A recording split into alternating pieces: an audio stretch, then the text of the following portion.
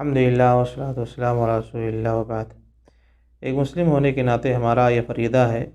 کہ نبی علیہ الصلاۃ والسلام کی پوری طریقے سے اطاعت کرنے کی کوشش کریں۔ اللہ رب العالمین نے ارشاد فرمایا وَإِن تُطِیعُوهُ تَهْتَدُوا، اگر تم رسول کی اطاعت کرتے ہو تو تم سیدھے راستے کی ہدایت پا جاؤ گے۔ سیدھے راستے کی ہدایت کا یہی ایک ہی ذریعہ ہے کہ نبی علیہ الصلاۃ والسلام کی اطاعت کی جائے۔ کوئی بھی شخص اس وقت تک سیدھے راستے کو نہیں پا سکتا ہے جب تک کہ نبی علیہ السلام کی اطاعت نہ کرے۔ دوسری جگہ پر رب العالمین نے ارشاد فرمایا کہ وَأَقِیمُوا الصَّلَاةَ وَآتُوا الزَّکَاةَ وَأَطِیعُوا الرَّسُولَ لَعَلَّکُمْ تُرْحَمُونَ، لوگو تم نماز قائم کرو، زکوٰۃ ادا کرو اور رسول کی اطاعت کرو۔ اور کیا کرو؟ رسول کی اطاعت کرو تاکہ تم پر رحم کیا جائے۔ تو اللہ کی رحمت پانے کے لیے ہمیں ضروری ہے کہ ہم نبی علیہ السلام کی اطاعت کریں۔ دوسری جگہ پر رب العالمین نے ارشاد فرمایا وَأَطِیعُوا اللَّهَ وَرَسُولَهُ إِن كُنتُم مُؤْمِنِينَ، تم اللہ کی اطاعت کرو اور اللہ کے رسول کی اطاعت کرو اگر تم مومن ہو تو۔ مومن ہیں اگر ہم تو ہمارے لیے ضروری ہے کہ نبی علیہ السلام کی ہمیشہ اطاعت کریں، آپ کی فرما برداری کریں۔ آپ کا کوئی حکم ہمیں ملتا ہے تو ہماری پوری کوشش ہونی چاہیے کہ اس حکم پر عمل کرنے کی کوشش کریں۔ نبی علیہ السلام نے صحیح بخاری کی حدیث سے ارشاد فرمایا کہ میری ساری امت کے لوگ جنت میں داخل ہوں گے سوائے ان لوگوں کے جو خود جنت میں جانے سے انکار کر دیں۔ تو لوگوں نے پوچھا اللہ کے رسول ومن یابی، کون شخص ہے بیوقوف جو جنت میں جانے سے انکار کر دے گا؟ آپ نے فرمایا من اطاعنی دخل الجنہ ومن عصانی فقد ابی، جو میری اطاعت کرتا ہے، میری فرما برداری کرتا ہے وہ شخص جنت میں جائے گا، اور جو شخص میری فرما برداری نہیں کرتا ہے، میری نافرمانی کرتا ہے، میرے حکم کی تعمیل نہیں کرتا ہے تو گویا وہ شخص انکار کر رہا ہے جنت میں داخل ہونے سے۔ وہ خود جنت کو نہیں چاہتا، وہ جنت میں داخل ہونا نہیں چاہتا ہے۔ تو دیکھیں یہاں پر جنت میں داخلے کو نبی علیہ السلام کی اطاعت کے ساتھ جوڑا گیا، صحیح بخاری کی حدیث ہے۔ اگر کوئی بھی شخص نبی علیہ السلام کے فرمودات کی اطاعت نہیں کرتا، آپ کا حکم بجا لانے کی کوشش نہیں کرتا ہے، تو سمجھ لیں کہ وہ خود جنت میں جانے سے انکار کر رہا ہے۔ صحابہ کرام کو دیکھنے نبی علیہ السلام کی اطاعت کا کس قدر جذبہ تھا کہ پوری طریقے سے ہمیشہ اس کے لیے تیار رہتے تھے۔ صلح حدیبیہ کے موقع پر سے بخاری و مسلم وغیرہ کی حدیث میں آتا ہے کہ عمر رضی اللہ عنہ کو اس بات پر ایک ناراضگی تھی کہ کیوں ہم دب کر کے صلح کر رہے ہیں۔ صلح کی ایک شرط یہ تھی کہ جو لوگ ابھی تو عمرے سے واپس چلے جانا، عمرہ تم لوگوں کو نہیں کرنا، اگلے سال آنا ہے۔ اسی طرح سے شرط یہ تھی کہ جو بھی مکہ کا کوئی بھی شخص اگر آپ کے پاس جاتا ہے تو آپ لوگ اس کو واپس کر دو گے، اور آپ لوگوں کا کوئی شخص ہمارے یہاں مکہ آتا ہے تو ہم اس کو واپس نہیں کریں گے۔ اس طرح کی شرطیں ایسی تھیں کہ عام مسلمانوں کے لیے اس کو سمجھنا اور اس کو قبول کرنا مشکل ہو رہا تھا۔ عمر رضی اللہ عنہ بار بار آ کر کہہ رہے تھے اللہ کے رسول ہم کیوں یہ شرط ماننے کے لیے تیار ہو جائیں، ہم کیوں صلح کر رہے ہیں، کیا ہم حق پر نہیں ہیں، کیوں ہم اس طرح کی ذلت گوارا کریں؟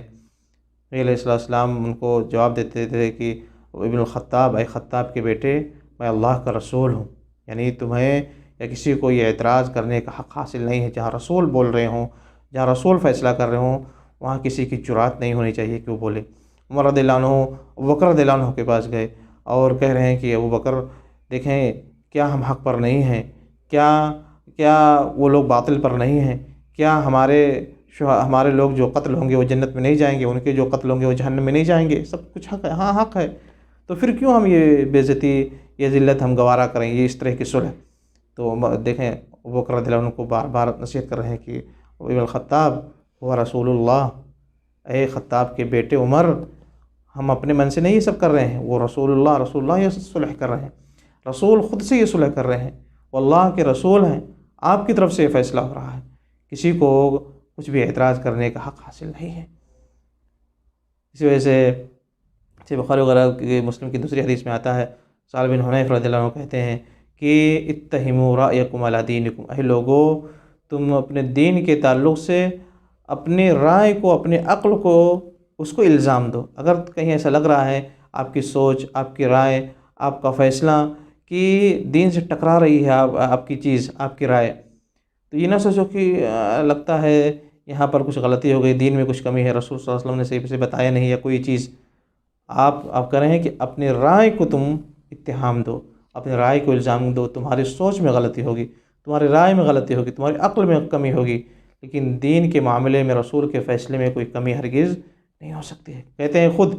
کہ لو کنت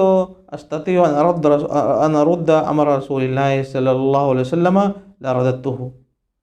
اگر کہتے ہیں کہ مجھے اس دن جس دن صلح ہو رہی تھی، اگر مجھے طاقت ہوتی کہ میں رسول اللہ صلی اللہ علیہ وسلم کے حکم کو ریجیکٹ کر دیتا تو میں ریجیکٹ کر دیتا، یعنی میرا نفس اس کو صلح کو قبول کرنے کے لیے تیار نہیں تھا۔ ادھر ابو جندل رضی اللہ عنہ، صحابی ابو جندل آئے ہوئے ہیں، پیروں میں بیڑیاں پڑی ہوئی ہیں، زنجیر لگی ہوئی ہے، اور مکہ سے بھاگ کر کے آئے ہیں، چلا رہے ہیں کہ مسلمانوں مجھے بچا لو، میں مکہ سے بھاگ کر کے آیا ہوں، بڑی پریشانی ہے، مجھے بہت ستا رہے تھے، مسلم ہو گئے تھے، مکہ والوں نے ان کو باندھ کے رکھے تھے، تو وہ بھاگ کر کے آئے ہیں، اور ادھر یہ صلح ہو رہی ہے کہ مکہ کا جو بھی شخص بھاگ کر کے آئے گا اس کو واپس کرنا پڑے گا۔ نبی علیہ السلام کہتے ہیں کہ واپس چلے جاؤ، ہم نے اس پر صلح کر لی ہے۔ مسلمانوں کے صحابہ کے درمیان ایک تشویش تھی کہ یہ کیا ہو رہا ہے، ہم کیسے ایک مسلم ہو کر کے ایک بندہ آ رہا ہے، ہمارے پاس طاقت ہے، ہمارے پاس ہم لڑنے کی پوزیشن میں، ہمارے پاس کوئی کمی نہیں ہے، ہم کیوں واپس کر دیں، ہم کیوں صلح برداشت کر لیں، یہ اس طرح کی کمی کیوں ہم برداشت کر لیں۔ تو بعض صحابہ کے اندر جذبہ اور اس طرح کی چیز آ رہی تھی، تو وہی کہتے ہیں سہل بن حنیف کہ اگر مجھے طاقت ہوتی کہ میں نبی علیہ السلام کے حکم کو ریجیکٹ کر دیتا تو میں اس دن ریجیکٹ کر دیتا، کیونکہ ہمارے عقل جو کر رہی تھی، جذبہ جو کہہ رہا تھا وہ یہ کہ بات ماننے والی نہیں تھی، معقول لگ ہی نہیں رہی تھی۔ لیکن دیکھیں یہ دین ہے، جہاں پر دین کا حکم آ جائے، رسول صلی اللہ علیہ وسلم کا کوئی فیصلہ آ جائے تو آپ سمجھو کہ رسول ہی کا فیصلہ، دین ہی کا فیصلہ صحیح ہے، اور آپ کی رائے، آپ کی عقل، جو بھی جذبہ ہو آپ کا لگ رہا ہو وہ غلط ہی ہے، وہ باطل ہی ہے، دین کے مقابلے میں کبھی صحیح نہیں ہو سکتا ہے۔ اور دیکھیں کہ پھر فیصلہ کیا ہوا، نتیجہ کیا ہوا، اللہ رب العالمین نے سورہ فتح نازل فرمائی، انا فتحنا لک فتحا مبینا، اور صلح حدیبیہ کو فتح مبین قرار دیا گیا۔ بلکہ بعض صحابہ کہتے تھے، صحیح بخاری مسلم وغیرہ کے حدیث میں آتا ہے کہ تم لوگ فتح مکہ کو فتح سمجھتے ہو، ہم لوگ سب سے بڑی فتح صلح حدیبیہ کو سمجھتے ہیں۔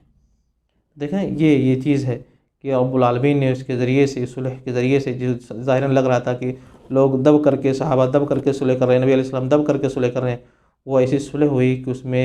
اس کو رب العالمین نے فتح کا نام دیا، اور اس کے ذریعے سے خیرات کے بہت سارے دروازے کھلے۔ تو بہرحال دیکھیں یہ دین ہے، نبی علیہ السلام کے پر رب العالمین کی طرف سے نازل کیا دین ہے، اور نبی علیہ السلام جو بھی بولتے ہیں وہ وما ينطق عن الهوى ان هو الا وحی یوحى، نبی جو بول رہے ہیں وہ اپنے چاہت سے نہیں بول رہے ہیں، اپنے من سے نہیں بول رہے ہیں، بلکہ وہ اللہ کی طرف سے وحی کی جاتی ہے جو وہ بول رہے ہوتے ہیں۔ لہٰذا کسی کی یہ جرأت کبھی نہیں ہونی چاہیے کہ نبی علیہ السلام پر اعتراض کرے۔ کوئی بھی حکم آیا، آپ کی عقل میں، ہماری عقل میں سمجھ میں نہ آئے، لیکن بہرحال سچی بات، صحیح بات وہی ہوگی جو رسول نے کہی ہے۔ ہمیں ہر حال میں پوری طریقے سے اس پر عمل کرنے کی کوشش کرنی چاہیے، اس کی تصدیق کرنی چاہیے، اس کو سچ ماننا چاہیے۔ یہی جذبہ ہے، یہی اطاعت ہے، اور اگر اس میں کسی کے اندر کمی ہے تو اس کو دور کرنے کی کوشش کریں۔ یہ دین میں خلل ہے، یہ دین میں خلل ہے۔ اگر نبی علیہ السلام کی کوئی نافرمانی کرتا ہے تو سمجھ لیں خود وہ جنت کے راستے سے اپنے آپ کو ہٹا رہا ہے، جس کو نبی علیہ السلام بیان فرمایا کہ جو شخص میری اطاعت کرے گا وہ جنت میں جائے گا، اور جو میرے شخص نافرمانی کرے گا تو گویا وہ خود انکار کر رہا ہے کہ اسے جنت میں جانا نہیں ہے۔ لہذا ہمیں چاہیے کہ نبی علیہ السلام کی اطاعت کریں، اور ہمیشہ اس چیز کو تھام کر کے رکھیں مضبوطی سے، اسی میں ہماری نجات ہے۔ اللہ تعالیٰ ہم لوگوں کو اس کی توفیق نہ فرمائے، آمین۔ صلی اللہ علیہ وسلم نبینا محمد۔